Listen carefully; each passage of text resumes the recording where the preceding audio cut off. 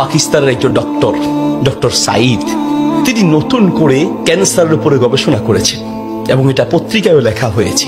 তিনি ক্যান্সারের নতুন একটি বিষয়ের উপরে গবেষণা করেছেন এবং এই গবেষণার জন্য তাকে পুরস্কৃত করা হবে। এই জন্য তিনি নিজের দেশ ছেড়ে আরেকটি দেশে যেতে হবে। তিনি সেই দেশে যাওয়ার জন্য বিমানের টিকিট কাটলেন।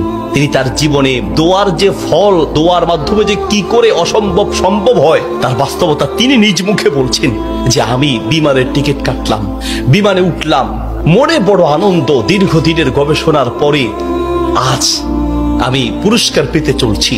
বিমানে ওঠার পরে 1 ঘন্টা কোন রকম বিমান চলার পরেই আমাদেরকে পাইলট বলল যে আপনারা বেল শক্ত করে বাঁধেন, কারণ বিমানের যান্ত্রিক ত্রুটির কারণে সামনে আগাতে পারবে না। আশেপাশের যে কোনো একটা এয়ারপোর্টে আমরা সুযোগ পেলেই সেখানে ল্যান্ড করব। তিনি বললেন। কিছুক্ষণ পরেই বিমানটা ল্যান্ড করলো। আমি একেবারেই ভেঙে পড়লাম যে আহা, আমার বোধহয় যাওয়া হবে না। বিমান ল্যান্ড করার পর জিজ্ঞেস করলাম এটা কি যাবে? বলছে যে ত্রুটি, এটা আজকে যাবে না। তাড়াতাড়ি বলছেন যে আমি সেই বিমানবন্দরে বিমান থেকে নেমে চলে গেলাম ইমিগ্রেশন কাউন্টারে, গিয়ে বললাম যে আমি তো ওই জায়গায় যেতে চাই। পরবর্তী বিমান কখন? বলছে পরবর্তী বিমান কমপক্ষে 16 ঘন্টা পরে, আর এই বিমান যাওয়া সম্ভব নয়। তাহলে আমি কি করব? বলছে আপনি একটা কাজ করেন, যতদূর এসেছেন 3 থেকে 4 ঘন্টার মধ্যে আপনি পৌঁছাতে পারবেন যদি দ্রুত একটা প্রাইভেট কার নিতে পারেন।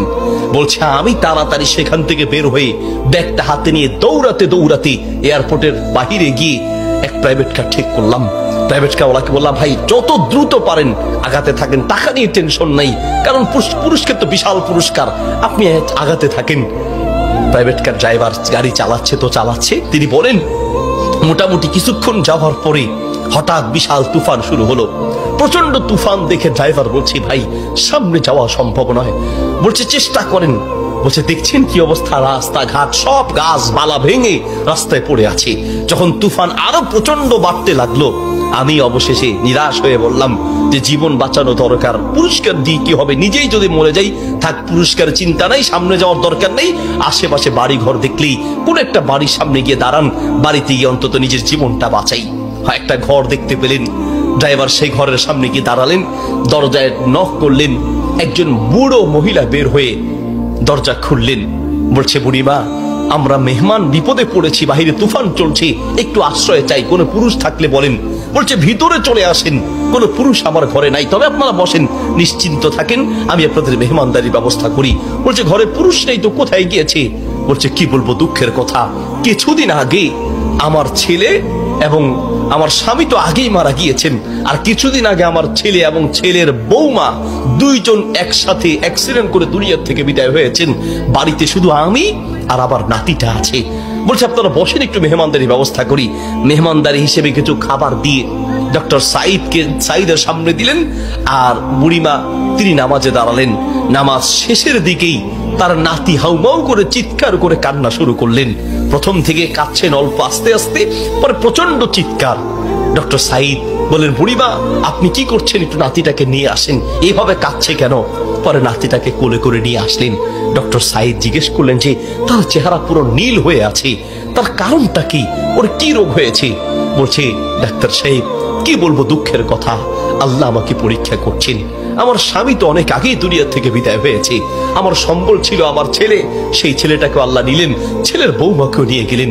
আমার এই নাতিটা কোন রকমে আমার কাছে ছিল, তাই সে যায় নাই, এই জন্য অ্যাক্সিডেন্ট করে তারা মারা গিয়েছে, কিন্তু ছেলেটা রয়ে গেল। এখন এই ছেলেটার একটা কঠিন মারাত্মক ক্যান্সার হয়েছে, যার চিকিৎসা আমাদের দেশে সম্ভব নয়। ডাক্তার সাইদ বলছে আপনি কি দেখিয়েছেন? বলছে হ্যাঁ, এটা নতুন ধরনের ক্যান্সার, এলাকায় যাকেই দেখাই সবাই একই কথা, আমাদের পক্ষে সম্ভব নয়। তো ডাক্তাররা কি পরামর্শ দিয়েছে? বলছে পাকিস্তানে যেতে। পাকিস্তানে একজন ডাক্তারের নাম বলেছে, তিনি এই নতুন রোগের, এই নতুন ক্যান্সার উপরে তিনি গবেষণা করেছেন, তার কাছে গেলে নাকি ভালো হবে। ডাক্তারের নাম বলেছে? বলছে নাম তো বলেছে, কিন্তু ঠিকানা তো কিচ্ছু জানা নাই। কিন্তু আমার বিশ্বাস, আমি প্রত্যেক নামাজের পরে এবং সেজদায় গিয়ে আল্লাহর কাছে দোয়া করি, কারণ আমার বিশ্বাস মানুষের পক্ষে অসম্ভব হতে পারে, আল্লাহর পক্ষে অসম্ভব বলতে কিচ্ছু নাই। আল্লাহু আকবার। আমি প্রতিদিন নিয়মিত আল্লাহর কাছে দোয়া করি, মালিক আমি তো সেই ডাক্তার, হসপিটাল কিচ্ছু চিনি না, আমার পক্ষে চেনা সম্ভব নয়, তার কোনো ঠিকানাও কাম জানা নাই। তিনি নাকি পাকিস্তানের ডাক্তার। বুড়িমা বলেন তো সেই ডাক্তারের নাম কি? বলছে সেই ডাক্তারের নাম নাকি ডক্টর সাইদ, নতুন করে তিনি নাকি এই ক্যান্সার উপরে গবেষণা করেছেন। বলছে বুড়িমা কসম করে বলেন তো ডাক্তার সাইদের সাথেই আপনাকে দেখা করতে বলেছে? মহিলা বলছে ভাই আপনি মেহমান মানুষ, আমি কেন আপনার কাছে মিথ্যা বলতে যাব? ডাক্তার সাইদ তিনি নাকি নতুন করে ক্যান্সার উপরে গবেষণা করেছেন, আপনার বাড়ি কোথায়? ডাক্তার সাইদ বলল বুড়িমা আমি আপনাকে কসম করতে বলেছি এই জন্য যে আমি বড় অবাক হয়েছি, আল্লাহ যে বান্দার দোয়া কিভাবে কবুল করেন, আল্লাহ যে মানুষের দোয়া কিভাবে কবুল করেন, আমি এখন বুঝতে পেরেছি কেন আমার বিমান নষ্ট হয়েছে, আমি এখন বুঝতে পেরেছি কেন আমি প্রাইভেট কারে উঠেছি, আমি এখন বুঝতে পেরেছি কেন তুফান শুরু হয়েছে, আমি এখন বুঝতে পেরেছি লক্ষ লক্ষ বাড়ি ঘর থাকতে কোথাও না গিয়ে আপনার বাড়িতে কেন এসেছি, আমি এখন বুঝতে পেরেছি আল্লাহ বান্দার দোয়া কিভাবে কবুল করে। বুড়িমা আপনি যেই ডাক্তার সাইদের জন্য দোয়া করছেন সেই ডাক্তার সাইদের কাছে পাকিস্তানে যেতে হবে না, টেনে টেনে তাকে আপনার বাড়িতে নিয়ে এসেছেন, আমি ডাক্তার সাইদ আপনার বাড়িতে উপস্থিত আছি। আল্লাহু আকবার। প্রিয় ভাইরা আমার, আসা আন তাকরাহু শাইআন ওয়া হুয়া খায়রুল লাকুম ওয়া আসা আন তুহিব্বু শাইআন ওয়া হুয়া শাররুল লাকুম।